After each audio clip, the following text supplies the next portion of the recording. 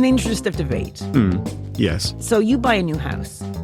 You go in, you say, I don't like this wallpaper. I'm going to take it down, don't you? You do that. And you change But when I take up. down wallpaper, Carole, I don't do it by smashing down the walls as well. Aha, that's okay. Good point. And the roof falling on my head.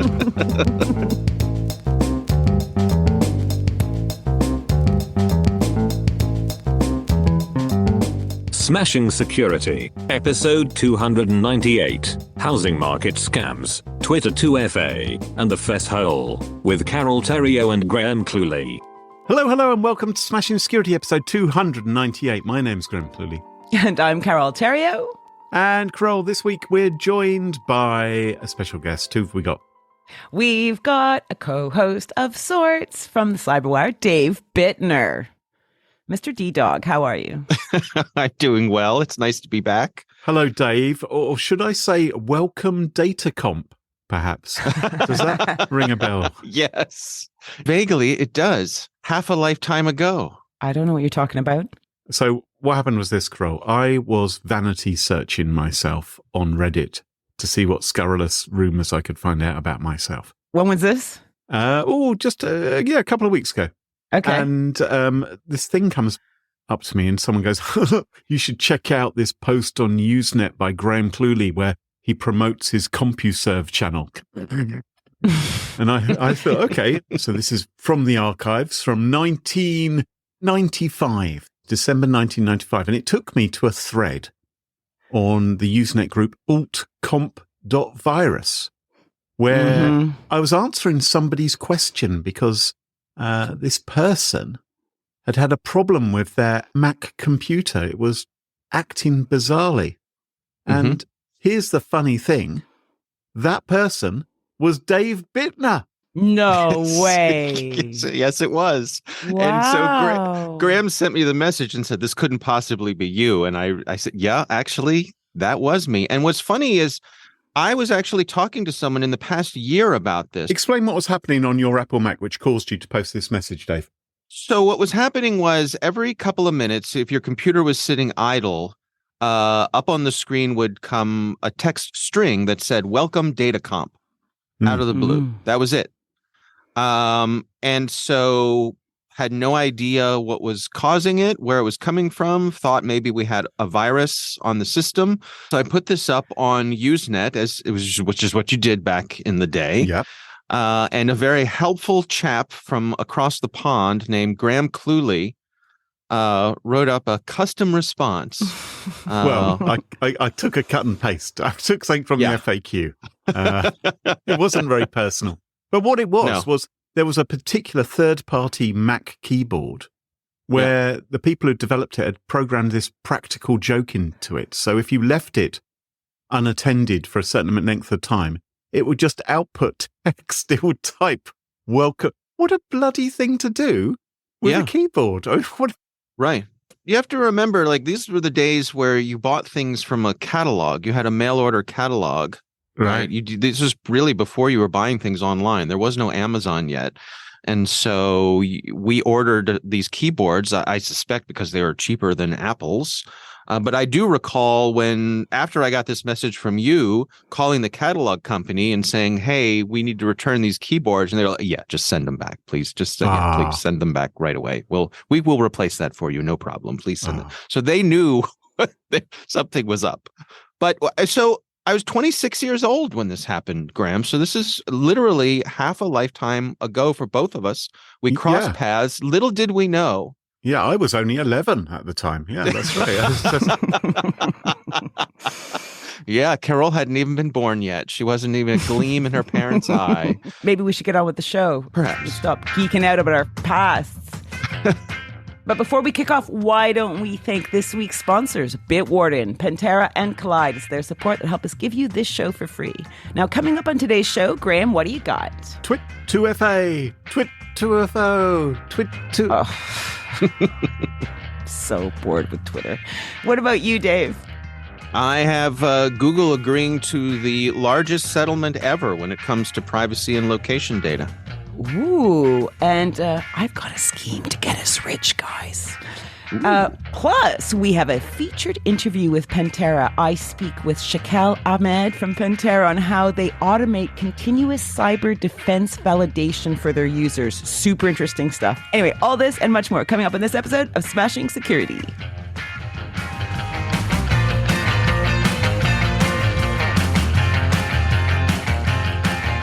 Well, chums. It's that time of the week, the part of the week where we like to return and find out what's going on. What's the very latest in the soap opera that is Twitter? When you say we, I think we talked earlier today and you said, I think I'm going to do this. And I was like, please, no. Well, Carole, I think it's quite fascinating. It's clinically fascinating what is going on at Twitter. The story so far, for those people who haven't been... No, I can't possibly begin to tell you the story so far. Because just... Listen to the other episodes, please. Just listen to past episodes. And even that, we were just scraping the surface of the madness, the craziness which has been going on. And the craziness has continued. And it's got to the stage now where I've actually asked Elon Musk how I can have my verified tick from my account removed, because I'm worried people will think that I've paid for it, and that would be incredibly embarrassing. Maybe I would actually pay him now to have it removed. But there's certainly been some very odd things going on at Twitter. Now, just this last weekend, on Saturday, Elon tweeted an apology to his 115 million followers. Yeah. By the way, he said, I'd like to apologize for Twitter being super slow in many countries. And he said that the reason why the app was slow was because it was doing, quote, over 1,000 poorly batched RPCs, remote procedure calls, just to handle the timeline. That's what he said. I don't know what that means. Right. It meant that just to display on the screen the latest things in your timeline, it was making all of these calls. It was over 1,000, he said. And what they should have done is, according to him, they should have batch them up carefully. If you need to make a call, do them maybe in a clump rather than individually one by one, because he was suggesting it would take a long time, which is kind of ironic because, of course, he is the person who's in charge of the Boring Company, in charge of the Hyperloop, planning to deal with traffic problems by cramming lots and lots of people into a tube and spurting them off down a very small tube. I was going to ask, to what degree does this fall under Elon's areas of expertise? Well, he is quite the expert, it turns out, at least in his own mind. Now, that's fair enough. Don't you own a Starlink? I do own a Starlink, yes. We're actually speaking right now. You had a little bit more respect. We're speaking right now via a low Earth orbiting satellite. Yeah. Right. Okay. And it works all right. So giveth with one hand, taketh with the other. No, I want him to remove my check. I don't want him to remove my Starlink, because then I'm going to find it difficult to connect to the internet where I live. Yeah. But podcast will be a little difficult. Yeah. So the only problem with him saying that the app was slow and him blaming the poor programming is some people thought that perhaps this guy who just spent $44 billion buying Twitter didn't know what the he was talking about. And some of the people who thought he may not actually have got this completely right were actually Twitter employees, including Twitter software engineers who worked on the app. But had been fired? Not because that happened too. Not at this stage. Okay. So among those who didn't agree with Elon's assessment was a Twitter software engineer called Eric Frohnhoefer. And he said, hey, I've been working on the Twitter for Android app for around about 6 years.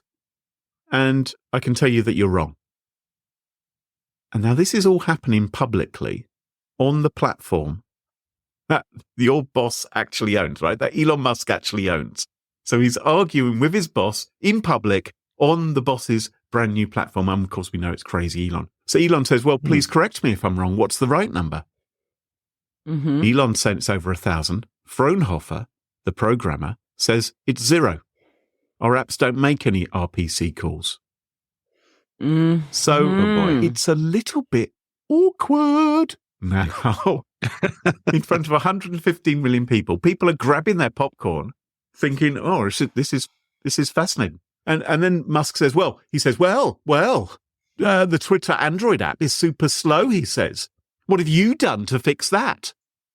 And Frohnhoefer says, well, the company's done lots of work to try and improve the performance, but there is admittedly plenty of room for improvements. But, he fundamentally disputed Musk's diagnosis of what the issue was. Oh, okay. Yeah. Well, so I can understand. I know loads of engineers that would do that. They'd have no problem saying, no, that is wrong. Here, Yes. this is right. Yeah, exactly. And it's not a diss. It's just, right. It's wrong. a bit like when politicians get together. So when diplomats get together and they describe themselves as having a full and frank discussion of the issue, which means there's a bit of argy-bargy going on. But I would make the case that for engineers, diplomacy is often not their strongest suit. Right. And maybe it's not Elon Musk's either. Yeah. But feel sorry for Elon. Oh, do you? I mean, how many people Sorry, what? How many people are hanging out with Elon going, oh, yeah, you're totally right, boss. Yeah, you're so right. And he's just filled with this injection of authority bias, basically, and he's just right. So you feel sorry for him because of the people he hasn't fired are telling him he's great in order to keep their jobs. Yes. Yes, and he doesn't have a view on reality. He doesn't have a handle on it. He thinks he does. So it sounds like you have more pity for him than, say, empathy. Yes. Right. Yes. Okay. Pity. Right. Yeah, definitely Okay. not feeling him at all. No. Okay. What's the solution then, Carole? The solution is to get off Twitter. I think I've said this for before. Elon, I mean. Elon, get some therapy. Okay. Yeah. So, anyway, obviously there was a bit of argy-bargy, and you will be surprised to hear that the next thing that Elon Musk tweeted was that he had fired Eric Frohnhoefer after they'd had... No. Yes. So after they'd had this little spat, he said, well, he's gone now. He's fired.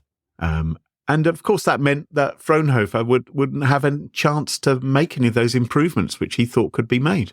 The very next day, which is last Sunday, Elon Musk tweeted again. And he said, we're going to make a number of improvements. There's things that we need to fix in the apps. Part of today will be turning off the microservices bloatware.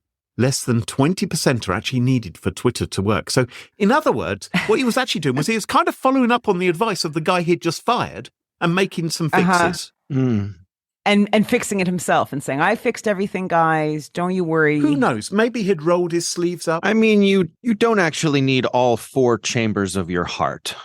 I suppose not. No, to keep on working. So it's all right to turn off some things. Right. You know that he has expressed a lot of admiration for Kanye West. Has he? Just saying. Really? Yes. Yes. Because they're both moguls, right? Well, a number of changes were being made, he announced. They were turning off things at Twitter. They'd already turned off the HR department because they didn't have any more staff to look after, and they'd turned off a lot of the programmers and the customer support and all kinds of departments who were dealing with trust and safety. Well, it turns out that in turning off things, Twitter also busted two-factor authentication. So anyone who relied upon SMS-based 2FA to protect their account could no longer log into Twitter. So let me explain what... Oh, my God. Well, Carole, you are not an avid Twitter user, so that wouldn't be a problem to you, but it would be a problem to any brands who are using Twitter who might be protected their account that way, or any regular user. Because if you try to relog back in and the site says, I'm just going to send you an SMS message so you can enter your magic code rather than getting phished, you didn't get the 2FA code. Now, of course, SMS-based 2FA is not as good as other forms of 2FA, but someone at Twitter had disabled that bit of code. Maybe someone who hadn't realized the complexity of a system like Twitter. Maybe someone who'd made arrogant assumptions as to how easy it was to understand. He did it himself. Well, I wouldn't. Who else is going to be doing the programming there now, Carole? I think maybe somebody on their way out the door who just got their walking papers. I don't know how I don't know how you fire someone with an HR department either. I'm sure that guy has now, Well, Frohnhoefer says he's not been officially told he's fired, but what's happened is he can no longer log into his email. So he's assuming he's gone. And of course, Elon has tweeted that he's gone as well. So maybe he's just shutting people off out their email left, right, and center. But what's happening is a system like Twitter, very complex, gazillions of dependencies. If someone just rips out a piece of code on the orders of the big boss, there may be unforeseen consequences. And the only people likely to know what those consequences are probably likely to be some of those thousands and thousands of software engineers who you've kicked out of the company. Yeah, but that's fine. You know what? I see a win-win because it's going to bring them back as consultants, and they should say, well, actually, my salary has now changed times 3, and I can help you out. Yeah. Well, it does send a bit of a chill down the spine because this random, chaotic, erratic behavior. Now, there have been a number of advertisers who've been concerned about Twitter in the last few weeks because, well, their brands are being ridiculed by people creating fake accounts and posting all kinds of unpleasant stuff under other people's names. Yeah, brands have lost billions of dollars in market value because of alleged parody accounts pretending to be them. Yeah, and really horrible, offensive things and some very funny things, let's be honest, have been posted as well. And do you blame Elon for that because of his numptiness, or do you blame the twits that are trying to take advantage? Well, the twits couldn't have taken advantage if he hadn't messed around quite so much in a sort of move fast, break as many things as you possible can kind of fashion. In the interest of debate. Yes. So you buy a new house. You go in, you say, I don't like this wallpaper. I'm going to take it down. Don't you? You do that. But when I take down wallpaper, Carole, I don't do it by smashing down the walls as well. Aha, that's okay. Good point. And the roof falling on my head. Right. So I think there's a concern here for regular Twitter users as well as brands, because although most of what we do on Twitter is public in terms of tweeting, you do have direct messages. I've got direct messages going back to about 2017 or something. I don't know how many years. And I'm having to go through one by one, deleting them, because quite frankly, I'm not sure how much longer Twitter is going to be secure. And I don't want things like that. Oh, you still think it's secure now? You haven't got the message yet? Who knows? Well, who knows? No, it's true. You've covered it 3 weeks in a row. I'm just surprised that you haven't yet figured it out. Well, it's taken me a while to delete them all. But when you delete them, they're not actually deleted. They're just hidden from your view. The person that you were conversing with still has a copy of it. They have a copy. And there was a story a couple of years ago saying that even when you do delete the messages... Right. Set visibility to 0. Twitter still has an archive of them, unless you actually completely eradicate your account. And let's hope then. But who knows if all that stuff's still working as well. I've seen some fraying around the edges, and I've seen some engineers talking about this. For example, right now, the indicator that tells you how many alerts you have if someone's mentioned you or something like that, it will alert you when that happens, but it no longer tells you how many. Evidently, that little microservice is not working as well. So, and people were talking about this, how it probably won't be that we're going to suddenly start seeing fail whales again, that we're going to start see things fray around the edges. Yeah. It seems like that's exactly what's happening. Maybe that's it. Yeah, I think you're right. Maybe it just sort of gradually begin to crumble away, which is a shame because I quite liked Twitter. But God, yeah, we didn't know that. Anyway, Smashing Security is now on Mastodon. Go and follow us there.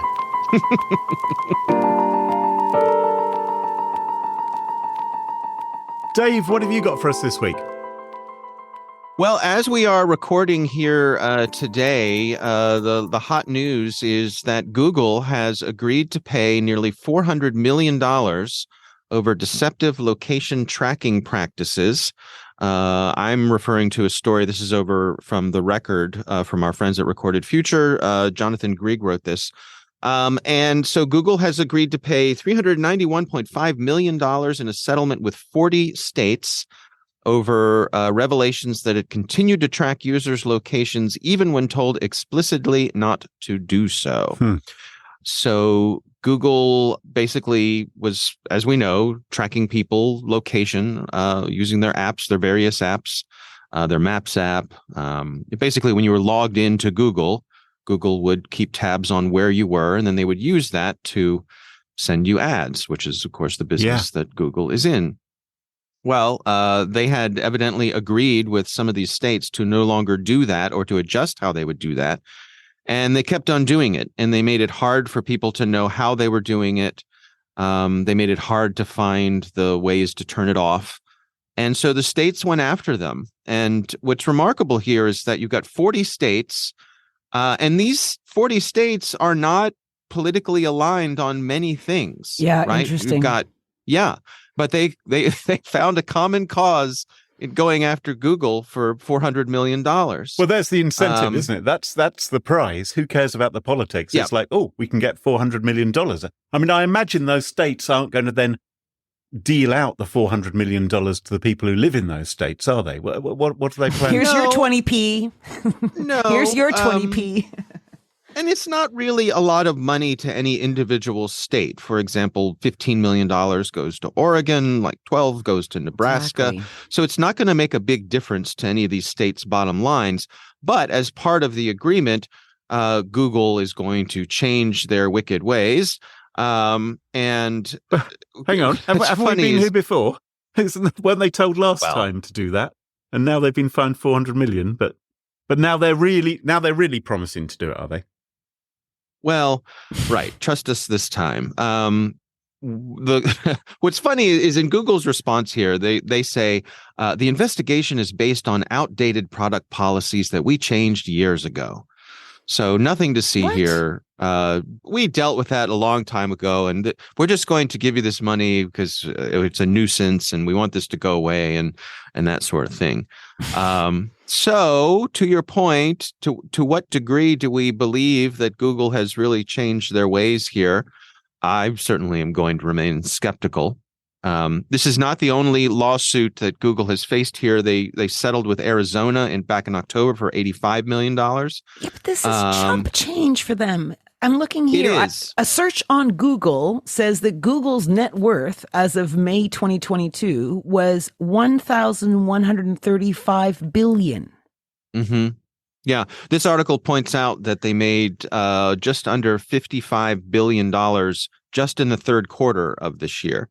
Right? So like, it's like the toilet paper costs is probably higher. Right. It's not going to affect Google's day-to-day operations, but I think as the largest privacy settlement ever, it does draw attention to it. And I think it puts other companies on notice that the states are willing to band together and go after them. The other thing that this points out is that here in the US, we have no federal privacy regulation yet. So because of that, the states have to join together if they want to see anything happen like this. And that's what we're seeing. So as part of this, there's a call from the states themselves saying, hey, feds, do something here. We could use a little help. We shouldn't have to do this on our own. Oh my God, maybe Google could save everyone by being a common enemy. I almost said enema there, which is really interesting. I think Facebook have got the common enema role at the moment, haven't they? Carole, what have you got for us this week? Okay, guys. Yes. We have to huddle. Because I have learned of a way for us to make some serious money. Not this chump change that you're talking about, some serious money. Oh, right. Yeah. Okay. Because, we're all suffering from a heated inflation, right? It affects food costs, petrol costs, house prices. Yes. And we're fast approaching our 300th episode. So what happens after that? Where do we go from there? 301. Yeah. Okay. Exactly. It's not rocket science. The thing is, with our skill set, the three of us, I think we could walk away in sexy Louboutin knee-high boots with a few million to spare each. And before you ask, of course, we'll split it super fairly, right? 30, 30, 40. Okay. Yeah, sounds fair. Yeah, sure. So it's all about real estate. Real estate is where we're going, okay? And people, it seems, are desperate to either move from their current house or just to get their foot on the housing ladder. And this has been going on for more than a decade. Problem is, there isn't enough houses out there to go around, right? We saw this ourselves 2021, 2022, where house prices went through the roof and even rental market was insane. I heard renters having to prove that they could front 12 months rent before they could sign the lease. Or, houses being sold only to cash buyers, right? It's insane. Yep. Yeah. But what if we could locate houses in this hot housing market, nice, beautiful, expensive houses, and then show them to prospective buyers and maybe even hold a few open houses, right? Yes. I could maybe be the greeting person, right? Showing them in. Yeah. And I'd hand over to you or Dave, right? Graham or Dave, one of you would do the house tour. Mm-hmm. Maybe I should test you out in this role a little bit. All right. Okay. Yeah. All right. I've included a picture in our shared document of an interior, and I want you to try and sell it to our listeners as though they were prospective buyers. Graham, you choose which one you want to do, and I'll do the other one. Yeah, I think I'll do the one in the picture beneath. So maybe if you go first, Dave. All right. Well, this is a lovely, cozy home. It certainly reflects the previous owner's eclectic taste in art and furniture. This is an opportunity for any buyer to make this place their own by putting their own mark on it. This is priced to sell. A bit of a fixer-upper, but I think anyone who's quite handy will find themselves with a real opportunity here to polish this gem of a home and make it their own. All right, that's pretty good. Looks nice. Pretty good. Looks very nice. Yeah. You didn't do the Ina Garten thing of like, oh, can you imagine sitting on this sofa? Wouldn't it be amazing? Picture yourself, yes. Okay, Graham, you go. Well, I was going to say, picture yourself on some hellish... on some hellish moonscape somewhere on a moon around Saturn. Here you are gazing beautifully at this cubist monstrosity. It looks like a robot dog vomiting into a bowl. It's angles, it's glass, it's concrete, it's... Do you see the bathroom there? There's a bathroom. Through the glass. Is there a pool? Oh, that's a pool, is it? That's a pool. I know, right? Does it? Yeah, that is a pool. Oh my goodness me! So how can I describe this? I've never seen anything like this outside of a science fiction movie. It looks like the least comfortable house imaginable. You will think that you are on a boat which is slowly sinking into the sea. Yeah. Do you remember the fairy tale about the crooked man who lived in the crooked house? That's what this reminds me of. Yes. Yeah. Anyway, it is extraordinary. Would you want to buy it? No, I don't. But if you found a crypto millionaire, you had someone who's made a lot of money in a very silly fashion. I think they are the sort of people who'd have a lot of money to burn and might be interested in a house like this. Graham, I'm sorry. You fail on this because that would not make me want to buy any of these houses. Dave, you're doing that. Yeah. Graham, you can run around with the canapes and serviettes or whatever. It's a bit of a Bond villain house, I think. Yeah. It is. Yeah. Yes. I looked up to get this. I searched for stupidest looking house. So that's when it came up. All right, so back to my little scheme here, okay? So we're going to get lots of interest, because we're the dream real estate team, right? And we're offering houses at rock bottom prices, right? And we get some bids in. So we're doing these little shows, these open houses. And this is the clever bit, okay? This is where we get to make some wonga. We accept more than one bid, even though we tell each of them that they're the only ones who are the lucky ones who will own this beautiful, beautiful house. Oh, hang on. Are we going to get more than one person to buy our house? Yeah. So we're taking down payments or deposits? Deposits. Okay. But maybe we could actually convince people to give us all their money because, this is a very, very competitive market. And if you want to make sure you've got this, maybe don't just leave the deposit. Why not pay the whole thing since you've got some cash?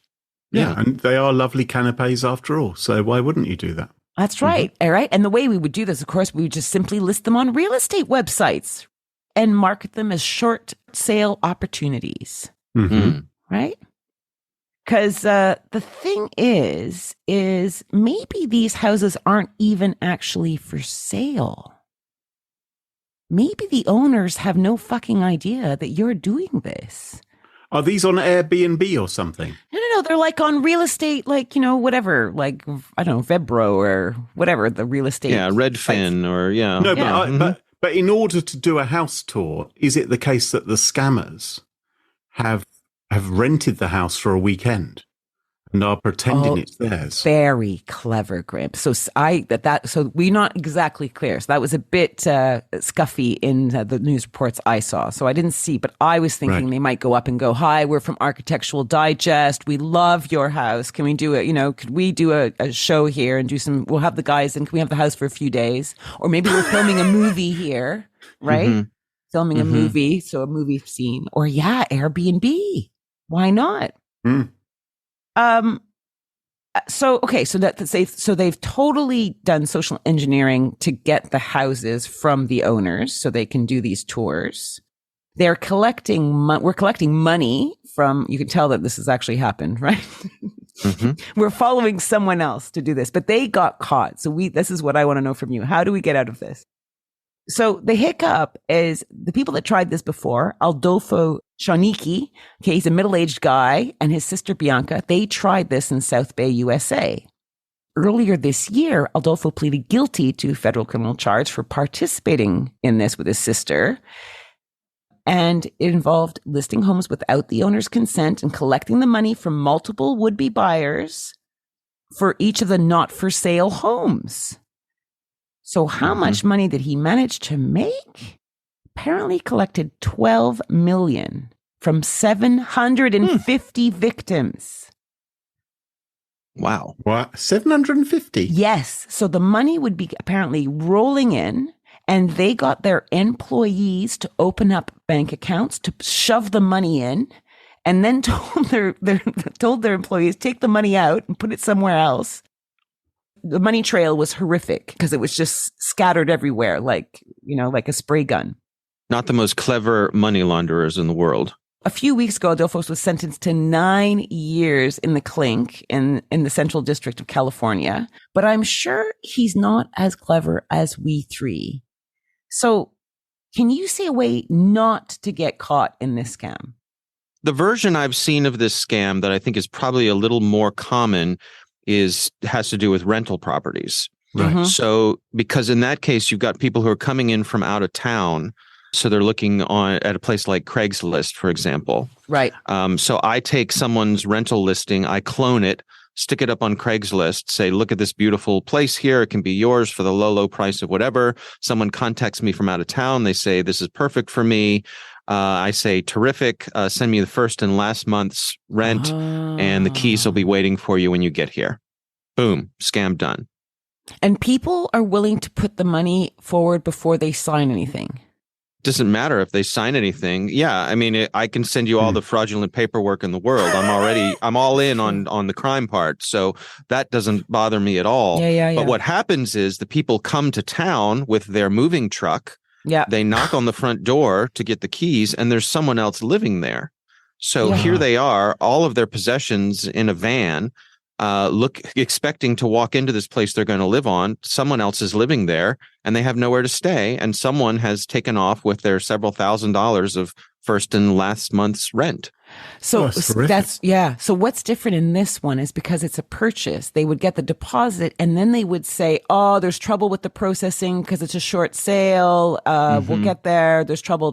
Meanwhile, just shoving that money into different personal accounts all over the place. Yeah. It seems like the one with the sales is more elaborate and potentially more money per hit. Yeah, but also dumber. More complex because I suspect, as we've seen, it's probably easier to get caught. So I'm wondering, as a homeowner, what I can do to avoid having my house sold when I pop out to the shops, or if these scammers come round, while I'm on holiday. Well, your house isn't sold. In this case, right? Well, no, but what I don't want is some poor innocent person paying money for my house, right? So I'm trying to think of ways in which I can make the house tour less successful. Just shit in every corner. Well, Carole, that's what I was thinking. I was Wow. I was thinking, no, but I'm not sure that'd be nice to permanently arrange in the house. But I was thinking, if you this escalated quickly, if you just had one bathroom which you never entered because you had prepared it, but on the tour, that would be the one which they'd go into and be like, "Oh, gee, would you not buy a house because there was a log in the loo?" We did. You know what? We sold a house once, and we sold the log. No, when I was 13 years old, we sold a house, and the people who bought the house, one of the requirements was that we had to replace every toilet in the house because they did not want to do their business in toilets that other people had done their business in. Wow. True story.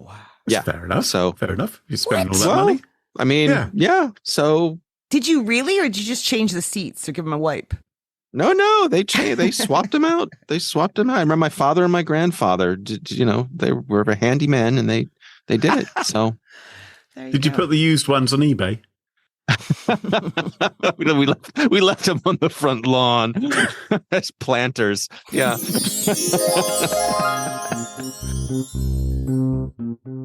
Show sponsor Pentera is taking a whole new approach to penetration testing, allowing every organization to continuously test the integrity of all cybersecurity layers, including against ransomware and leveraging leaked credentials by emulating real-world attacks at scale, all day, every day. This approach helps security teams across the globe to cope with one of today's top security challenges, the growing digital footprint of the enterprise. To help out, Pentera's security experts are sharing with us a few tips on how to identify your exploitable attack surface. So here is tip number 1. Pentera recommends always taking the adversarial perspective. The best way to find exploitable vulnerabilities is to, exploit them. From here, security teams can hand over remediation requests to IT that are based on true business impact. Find out more by going to smashingsecurity.com/Pentera. That's smashingsecurity.com/PENTERA. And thanks to Pentera for sponsoring the show. Smashing Security listeners, did you know that Bitwarden is the only open source cross-platform password manager that can be used at home, on the go, or at work? Bitwarden's password manager securely stores credentials spanning across personal and business worlds. And every Bitwarden account begins with the creation of a personal vault, which allows you to store all your personal credentials. These are unique and secure passwords for every single account you access. And it's easy to set up. It's easy to use. I honestly love Bitwarden. I use it at home, use it at work, use it on the go. Get started with a free trial of a Teams or Enterprise plan at bitwarden.com/smashing. Or you can even try it for free across devices as an individual user. Check it out at bitwarden.com/smashing. And thanks to Bitwarden for sponsoring the show. The challenge with endpoint security has always been that it's difficult to scale, and when remote work took over, that challenge got exponentially harder. You need visibility into your fleet of devices in order to meet security goals and reduce service desk tickets. But how do you get that visibility when different parts of your company run on Mac, Windows and Linux? Well, you get Collide. Collide is an endpoint security solution that gives IT teams a single dashboard for all devices, regardless of operating system. Collide gives you real-time access to your fleet's data and can do things that traditional MDMs can't. And instead of installing intrusive agents or locking down devices, Collide takes a user-focused approach that communicates security recommendations to your workers directly on Slack. You can answer every question you have about your fleet without intruding on your workforce. Visit collide.com/smashing to find out how. If you follow that link, they'll hook you up with a goodie bag just for activating a free trial. That's KOLIDE.com/smashing. And thanks to Collide for supporting the show. And welcome back. And you join us at our favourite part of the show, the part of the show that we like to call Pick of the Week. Pick of the week. Pick of the week. Pick of the week is the part of the show where everyone chooses something they like. Could be a funny story, a book that they've read, a TV show, a movie, a record, a podcast, a website, or an app. Whatever they wish. It doesn't have to be security related necessarily. Better not be. Well, my pick of the week this week, not really security related. It is a bit geeky though. It is a bit programmery. And I don't know, Carole, if you've ever encountered, or indeed you, Dave, whether you've ever encountered regular expressions in programming. I'm sure some of the nerds and the system administrators listening out there will have heard of these. It is a way of specifying a text search pattern, which can be handy if you're looking for text or want to check that text entered onto a form is valid. So, for instance, if you wanted to check on a form that a phone number had been entered correctly, you might look for a certain number of characters. Okay? Maybe a certain number of characters, and you may say, well, we want zeros and ones and all the way up to 9. Oh, but hang on, sometimes people put brackets round, sometimes the area code, or sometimes people put dashes in, but you definitely don't want a Z in there, and you don't want all this. Now, to do that syntax checking to make sure it's correct is actually quite a complicated process, and this is why regular expressions were devised.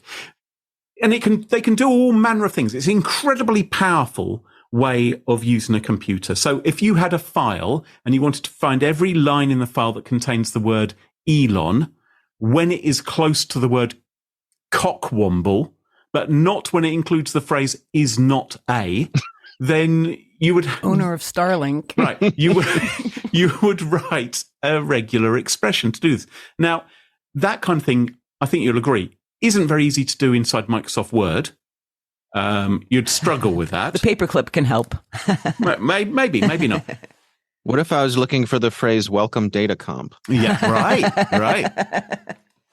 Now, the only problem is that regex, as it's known, or regular expressions, they have completely unintelligible syntax. And when I say completely unintelligible, it will be easier for you to learn Klingon than for you to learn regex. So to validate a US phone number, for instance, it would be like chevron /bracket star /D curly bracket 3 close bracket 3 / I'm not going to carry on. This is riveting. Right. Yeah. So I know. I can't wait to see where this is going. Yeah, I'm editing this bit as well. You're going to land it. You're going to land it, Graham. You're going to land it.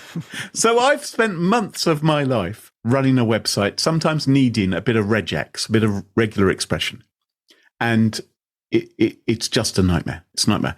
And that is why I'm pleased to announce that my pick of the week is a website called thetypingoftheregex.com. Thetypingoftheregex.com, which is an online game where it will give you regex challenges. It will give you some words, a clump of text and some words. All you have to do is write the regex to find the word. That's all you have to do. That's all you have to do. Just get the syntax right. And if you're a nerd, or if you're a sysadmin, or if you're a programmer, or if you're a guy with a neck beard, this probably is something you're going to be able to do in your sleep. I can't get past about level 3. It's utterly impossible. And it's done against a clock as well. And I would love for our nerdier listeners to go to thetypingoftheregex.com and tell me what level they managed to get to. And that is my pick of the week. Wow. That is specialized. Yeah. I feel like I've just moved to like Mars. Have you tried the website, Carole? Have you tried playing the game? No, I don't even know how to type it. No, because she has a life. Yes. Because she has dignity and self-respect. I can't.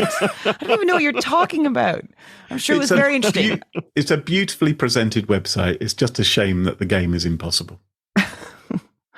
Oh, it's a game? I didn't even get that. What? Oh, God.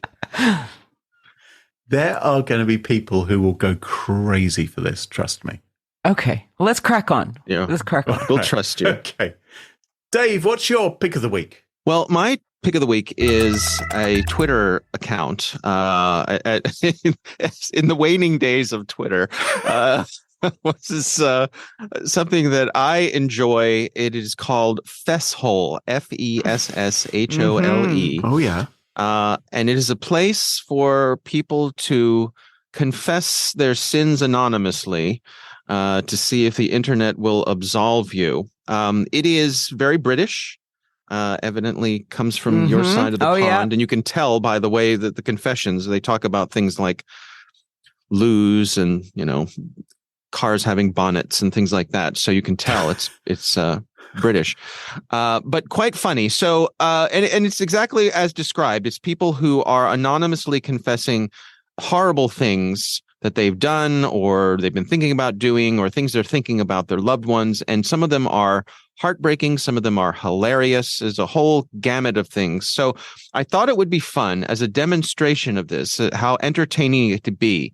I emailed both of you ahead of time, and I asked you to go on Fesshole and choose 2 confessions for the other one to read. So, Graham, you have chosen 2 for Carole. Carole, you have chosen 2 for Graham.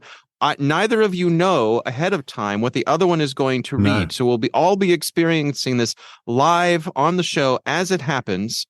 And so why don't we start off with Graham, you have your picks for Carole. She just pasted them into our show document here.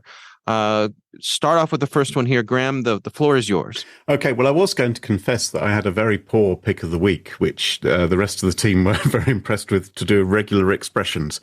But instead, okay, so this is a confession that Carole has shared with me. All right, so Fesshole, it says, 3 years ago, I pre-programmed 15 different love messages that an automated script sends to my wife every week, telling her I love her or that she is the light of my world, etc. I always forget that they're sent, but she answers back every time, grateful that I'm thinking of her. That's actually really quite clever, isn't it? I think that's something I thought you would enjoy that one. Yes. That's quite tempting. Put that in your back pocket. Yeah. Yeah. I just think 15 is not enough. I think I would do this. I used to have one of those dolls when you were a kid, that you pull the string on the back of the doll and I would go, I love cookies, or whatever it would do. Right. And there'd be about like 10 or 20 different things it said. And within 4 hours, you're dead bored. You're like pulling that string nonstop just to get to the one funny one, Yeah. Yeah. Mm-hmm. Yeah. Let's kill your sister. Holy crap, Dave. All right. So you chose another one. What's the another one here? Graham, go ahead. Oh, okay. So another one from Carole. As a hormone-ravaged 12-year-old, I would scratch away at the pictures of women in lingerie in my mum's catalogues, thinking it would reveal the lovely 1980s bushy front bottoms underneath. I love that's an English expression, front bottom. I love it. Front bottoms. That's a new one to me. Oh, is it? Yes. As opposed to a fanny pack. Yes. Yeah. I was going to say, I only recently learned that the two sides of the pond have very different impressions of what the word fanny means. Yep. So. I by the way, I never perused the lingerie catalogues. I was rather more sophisticated. I remember I used to look up in the encyclopedias pictures of ancient Greek and Roman statues. That's where I got all my kicks from. Yeah. I think I was much more classy. More of a National Geographic guy myself. It's always yeah. Oh my God. Yeah. All right, Carole. So Graham has selected two for you here. So why don't you start off with that first one there? Okay. Embittered by having to work night shifts, I roam through the offices, turning all the toasters up to 10. So far, 2 fire alarm activations and mass evacuations. Give the day shift a reason to get off their fat arses and take the shine right off the whole grain bagels. I like that one. All right. And the second one? Yeah. As a guy in my early 20s, when I'm at a public urinal next to an older gentleman, I try to go as fast as I can to make him question how well his bladder is working nowadays, even if it means finishing a tad too early sometimes. What does that mean, finishing a tad too early? Oh, you're very lucky not to know, Carole. Does that mean you put it away and you're not done? Exactly. Yeah. Yeah, dribbling and all that stuff. Yeah. Oh, nice. Yeah, I'm telling you, the aging process is a series of accumulated indignities. Yeah. So I've used this Twitter site before for sticky pickles, of course, because there's some lovely, it was Ollie, a friend of ours, actually a previous guest on the show. He pointed it out to me a few months ago. So it's a secret weapon for sticky pickles. Oh, well, very good. Very good. Yeah. I categorize it as a guilty pleasure, and it's one of the reasons I hope Twitter stays around, but who knows? Maybe they have a Mastodon account. But anyway, check it out. Fesshole over on Twitter is my pick of the week. Fabulous. Yeah, good one. Carole, what's your pick of the week? Keep it clean.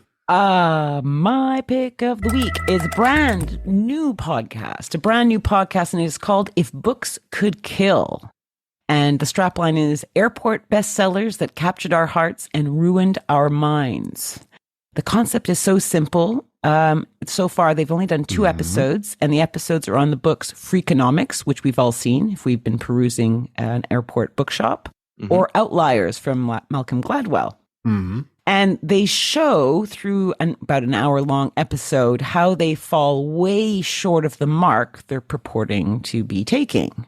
So these are kind of like science-y books, right? Books that are saying we've done some research and this is the fact, or like Malcolm Gladwell's Outliers was basically the big thing was 10,000 hours it takes to make someone an expert in something. Yeah. And they kind of say this is all bollocks and I'll show you why. And it's quite a fun show. Now, it's co-hosted by Peter Shamshiri. He's a lawyer and the co-host of 5-4 podcast. So he's outside my echo chamber. He's new to me. But it's also co-hosted by Michael Hobbs. He's of BuzzFeed fame, and he does 2 other podcasts called Maintenance Phase and Sorry You're Wrong About, 2 that I'm very familiar with. Oh, these people who are on lots of different podcasts. It's terrible, isn't it, Dave and Carole? Oh, shameful. Yeah. Who has time for that? It strikes me, Carole, that perhaps the name of this podcast should be, well, actually.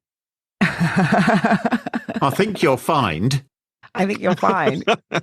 I think you'll find. Yeah, totally. And it's really interesting because all the podcasts that Michael's been involved with all seem to have a kind of vibe through them where they revisit events or movements or books of the past and then look at it with, 10 years on, highlighting flaws, bad behavior, whatever. Because there's more research on them, I guess. I do have a total thrush on Michael Hobbs. Thrush? No. You have a total thrush on him? A friend crush. Oh, right. Okay. Sorry. I really want to be his friend. I want to walk in a park with him as we flesh out recent findings about whatever we're researching. And then we can suck back, some flat whites. But he doesn't know I exist. So, Oh, so this is why you're talking about his podcast. You're going to probably tweet him or something. Say, hey, we talked about your book. Oh, yeah. I'm totally going to do that, Graham. I'm totally jumping on Twitter right away. That will get me through my Twitter hoop. No, I was just thinking his loss, actually. The thing is I was a total sucker for these books, right? Yeah. Like pre-streaming era. What else is there to do if you're stuck in an airport, right? Or in a plane, but read something. And I love these airport books with the little science penchant, right? And I would drive my husband and friends mad. I'd be reading a chapter and go, you won't believe what I just learned because did you know? And I would just wax lyrical drinking this stuff like Kool-Aid because I'm not sciencey and I just assumed they had done their homework. Turns out not so much. So if you're interested, like me, you can go check out the podcast. It is called If Books Could Kill. It's a great title, I think. I like it.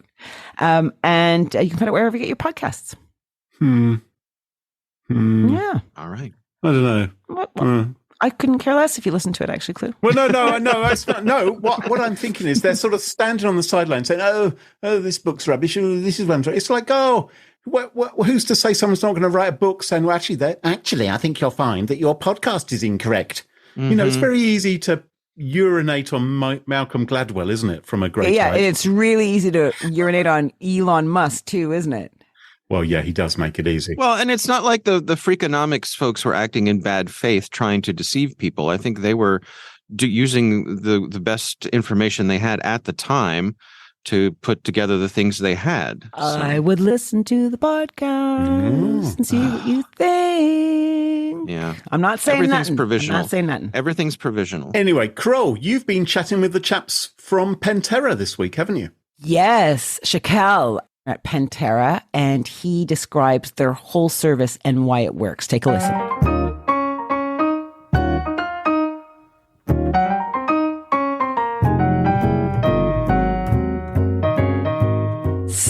listeners, today we have Shakel Ahmed, or as I know him as Shak, because Shak, we used to work together a while ago. Yes, we did indeed. Nice to meet you again virtually. I know, it's so fun. So Shak is a senior sales engineer, team leader at Pentera. And I thought we should start with you first. So maybe you could give our listeners a bit about your background and how you ended up at Pentera. Yeah, sure. So I started in cybersecurity back in 2006, and I believe that's when we sort of crossed paths working for the same company. And from there, I worked in that space, mainly looking at EDR endpoint. So looking at interesting scenarios around malware and, from a defensive control perspective. What does EDR mean? EDR, endpoint detection and response, or what we used to traditionally call antivirus, and it evolved into something a bit more right than just protecting against malware or viruses. So just looking at malware in many different aspects from a behavioral point, and then integration into other areas of your control stack. Years. And then, about 12 years, I think, I was there at Sophos, and then was looking for another opportunity. And then Pentera came by a couple of years ago and sounded really interesting, very different to what I'd done before, because it's looking at it from offensive security perspective. So for us, it's about challenging your cyber defenses and being able to look for the gaps. And those gaps could be anything, right? It could be a failure to detect something. It could be a misconfiguration. It could be a policy that perhaps allows an attacker in. So we'll talk about sort of misconfiguration on the network, things like lateral movement. But overall, it's looking at security holistically, being able to challenge your defenses, find the gap, and then exploit it in some way. That's a really interesting approach, right? So it's like we all have say physical protections. We lock our doors. Some of us have alarm systems. We have lights. All these kind of things. But what you guys are doing is actually saying, let's just see if those things actually work to keep people out. Because maybe you've made a mistake somewhere. Or maybe you've not thought of a route in that lots of cyber criminals use. Is that what you're saying? Yeah, exactly right. So for us, it's also about automation. With the ability to automate these tests, or what we call scenarios, it allows us to be able to scale across the entire organization. So imagine, a typical organization, you may have, 500 employees, you may have multiple devices, endpoints, or end user devices, your laptop, your desktop. You may also have servers in a data center, and some of those might sit in a data center somewhere. Some of those might sit in public cloud, in AWS, in Azure. And what we're doing is looking at all of that infrastructure at a network level and at an operating system level. And it allows us to be able to run these kind of tests very quickly and at a large scale, and find the outlier. And for us, sometimes the outlier might be that one system that somebody forgot about that isn't being configured or hardened according to best practice, according to all of the things that you should be doing. You may have a tick box to say, yes, it must have, this configuration. It must have this software installed from a security point. And so for us, when we're stress testing those kind of networks, we're able to throw multiple attacks at the network. And the important thing is that we do this in a safe way. So safety is a key part of this. And a lot of our customers run Pentera in production.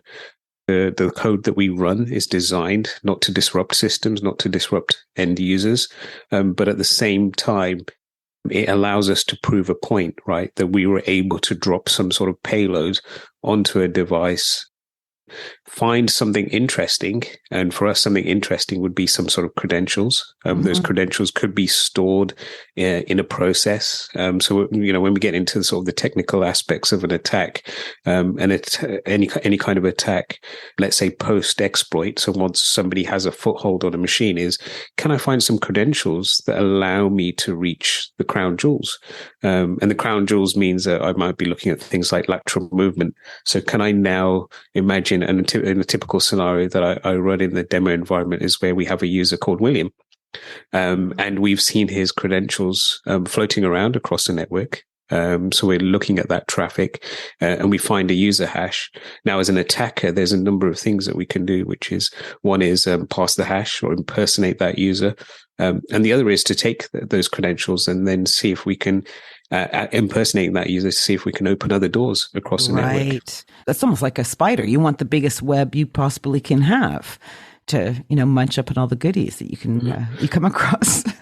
Yeah, exactly. And it's I call it the perfect storm. So for me, if we sort of visualize that we've now got some sort of credentials, in order to then propagate an attack, I perhaps need to drop a file of some sort or a payload. I might need to find some privileged account so I can start using William as a user to try and hunt for other credentials on the network. I've got some sort of, let's say, privilege or permission on the network now. I'm behaving like this user, but I was saying, is there a way for me now to run additional attacks? Because Windows stores credentials in a lot of different places. So we use all of these common attacks to say, can I get a higher level of privilege, potentially domain admin? It could be a local admin. It could be some sort of privilege escalation, and then move further into the network. So, a bit like a spider web, can I expand that? Can I get further and find something more interesting as a prey? Yeah. But we have dependencies for any kind of attack. And when people think about a vulnerability, they think, okay, I have an operating system or I have a network, it has a vulnerability. Now, from an attacker's perspective, that vulnerability doesn't really mean a lot. It means that it may get me some sort of foothold on the network. Right. But ultimately, I want to get to something interesting, some important data.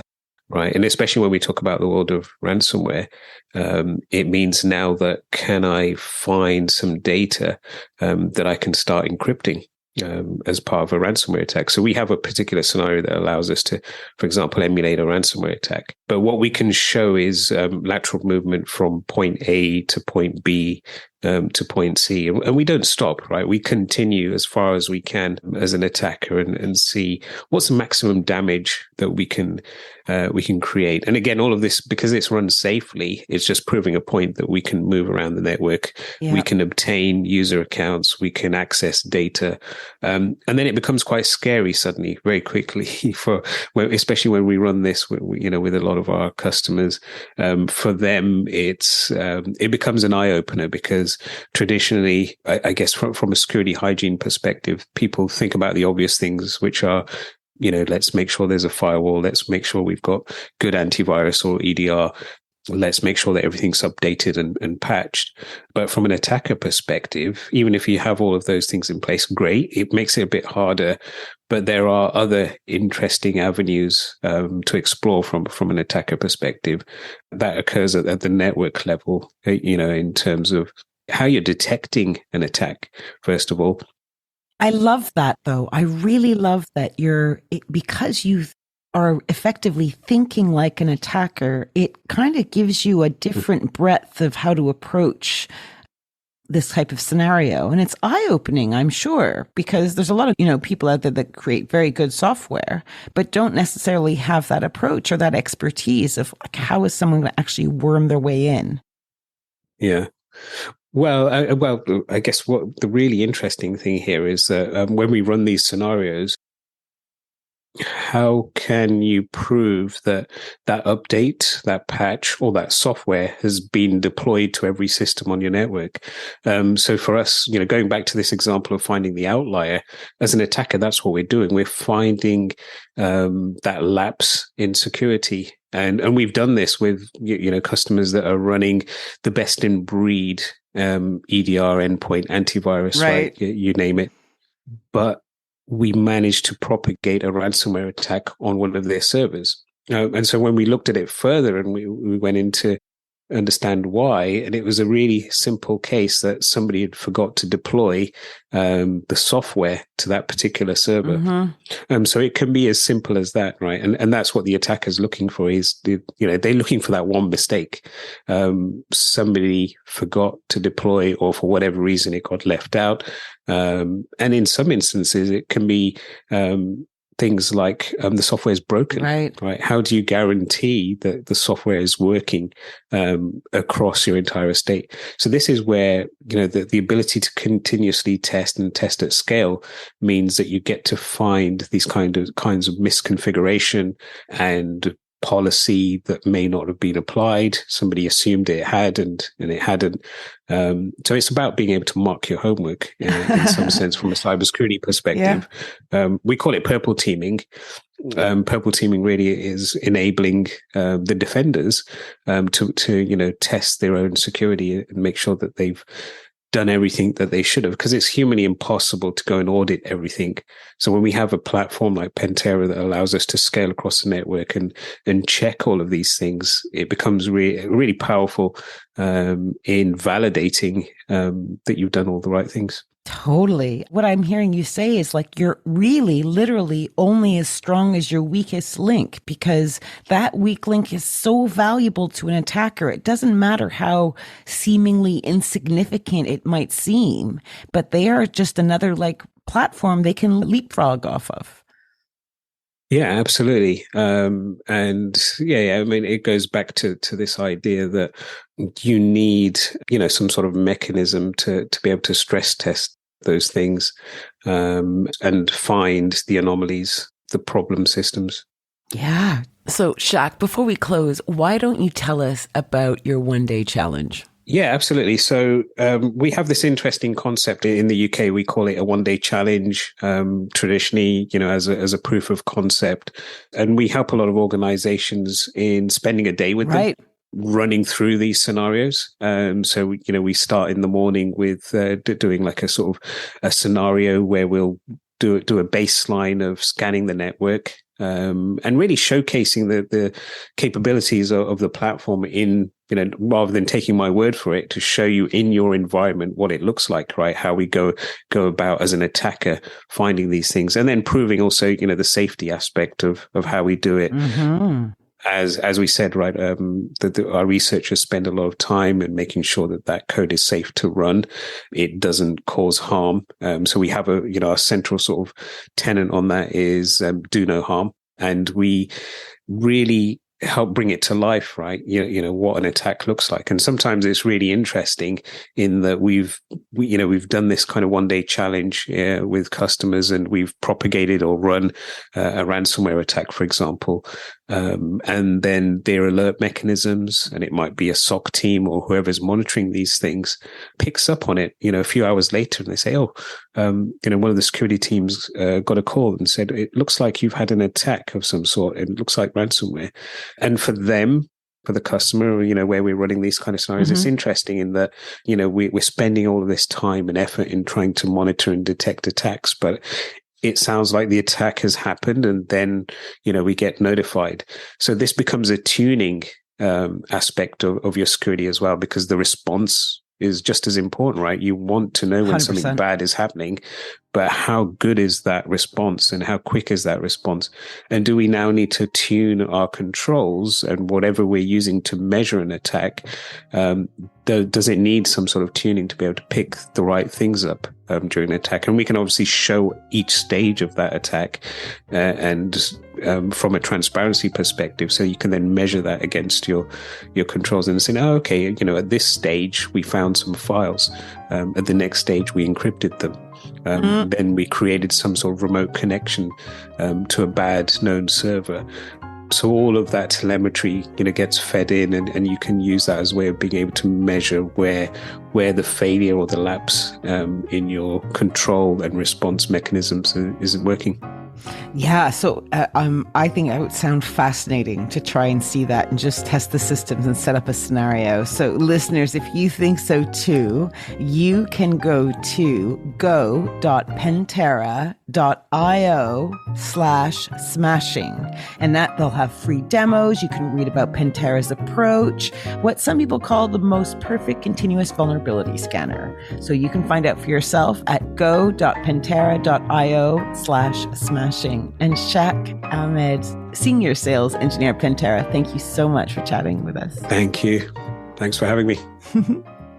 A pleasure. Fabulous. And that just about wraps up the show for this week. Dave, I'm sure lots of our listeners would love to follow you online and find out what you're up to. What's the best way for folks to do that? Well, for the moment, I'm still over on Twitter. It's at Bittner, Bittner, but who knows how long that's going to last. Everything else I do is over at thecyberwire.com. And you can follow us on Twitter at the moment at SmashInSecurity, no G. Twitter won't allow us to have a G, and that's one of the reasons why we've now created a Mastodon account where SmashInSecurity does actually have a G. But being Mastodon, it has a really complex long name, so you best go, I think, to our website or to our show notes to get the link for that. And we also have a SmashInSecurity subreddit. And don't forget, if you want to ensure you never miss another episode, follow SmashInSecurity in your favourite podcast apps, such as Apple Podcasts, Spotify, and Google Podcasts. And massive shout out to our episode sponsors, Collide, Bitwarden, and Pentera, and of course to our wonderful Patreon community. It's thanks to them all that this show is free. For episode show notes, sponsorship info, guest list, and the entire catalog of more than 297 episodes, check out smashingsecurity.com. Until next time, cheerio, bye-bye. Bye. Bye-bye.